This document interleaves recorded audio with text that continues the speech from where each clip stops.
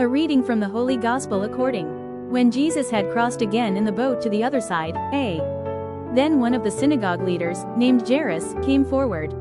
Seeing Jesus, he fell at his feet and pleaded earnestly, "My little daughter is at the point of death.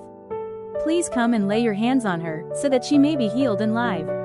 Jesus went with him, and a great crowd followed him, pressing in on all sides. Now there was a woman who had suffered from hemorrhages for 12 years. She had endured much under many physicians and had spent all that she had, yet she was no better, rather, she grew worse. When she heard about Jesus, she came up behind him in the crowd and touched his cloak. For she said to herself, "If I but touch his clothes, I shall be healed." Immediately her bleeding stopped, and she felt in her body that she was healed of her affliction.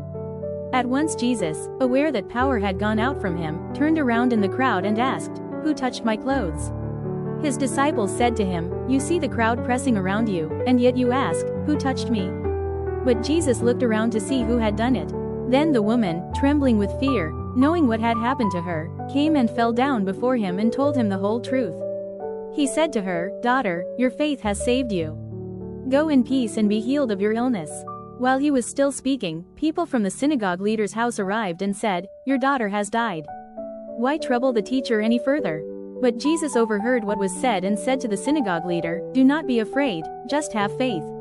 He did not allow anyone to accompany him except Peter, James, and John, the brother of James. When they arrived at the house of the synagogue leader, Jesus saw a commotion, people weeping and wailing loudly. He entered and said to them, "Why all this commotion and weeping? The child is not dead but asleep." They laughed at him, but he put them all out and took the child's father and mother and those who were with him and went in where the child was. He took the child by the hand and said to her, "Talitha cum," which means, "Little girl, I say to you, arise." Immediately the girl stood up and began to walk about. She was 12 years old. At this, they were completely astonished. He strictly ordered them not to let anyone know about this and told them to give her something to eat.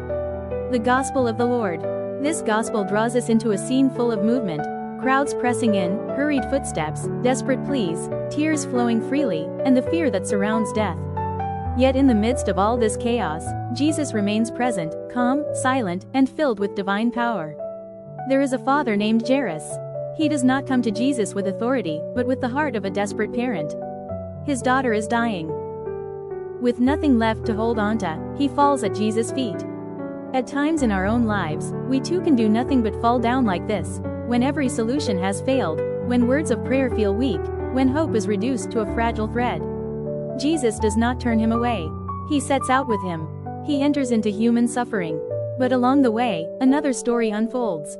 A woman, 12 years of illness, 12 years of pain and isolation, 12 years of exhaustion and fading hope. She does not dare to speak. She does not dare to face him directly. She quietly approaches from behind. Just one simple thought: if I can only touch his cloak. Not a long prayer, not a complicated ritual, just a small, sincere act of faith. And in that moment, she is healed. Jesus stops. Amid the pressing crowd, he recognizes a different kind of touch, the touch of faith. Perhaps tonight, Jesus is also stopping for you. Among countless prayers across the world, he still hears the silent cry of your heart. The woman trembles with fear. But Jesus does not reproach her. He does not expose her to shame. He calls her, "Daughter. Daughter, your faith has saved you. Go in peace." Peace, not only freedom from illness, but the peace of being seen, being loved, being healed at the deepest level. Then, while Jesus is still speaking, devastating news reaches Jairus: "Your daughter has died." Those words cut like a cold blade. All hope seems lost. But Jesus turns to him, his gaze steady, and speaks a sentence short enough to remember, yet powerful enough to change everything. Do not be afraid, just have faith. Not, do not grieve. Not, do not cry. But, do not be afraid. Because fear paralyzes faith, and faith is the doorway through which life enters. Jesus walks into a house filled with weeping. He is not overwhelmed by despair.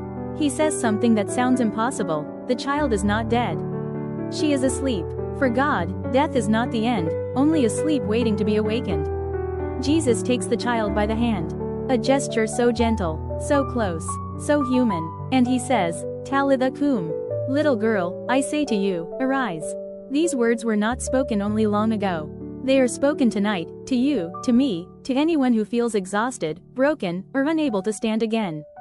Perhaps your body is resting, but your soul is restless. Perhaps you are listening in the darkness, carrying worries you cannot even name. Right now, imagine Jesus very near to you. He does not accuse you of weakness. He does not rush you. He simply takes your hand and whispers, "Do not be afraid, just have faith." Faith does not mean understanding everything. Faith does not mean being certain the road ahead will be easy. Faith is placing yourself into the loving hands of God, even when the path before you remains dark. Prayer. Lord Jesus, in this deep night, let me rest in your presence. Heal the wounds I cannot put into words. Awaken the faith within me that has grown weary or fallen asleep. When I am afraid, stay with me. When I am exhausted, hold my hand. And when I no longer know how to pray, let this silence itself become my prayer. Lord, I entrust this night to you.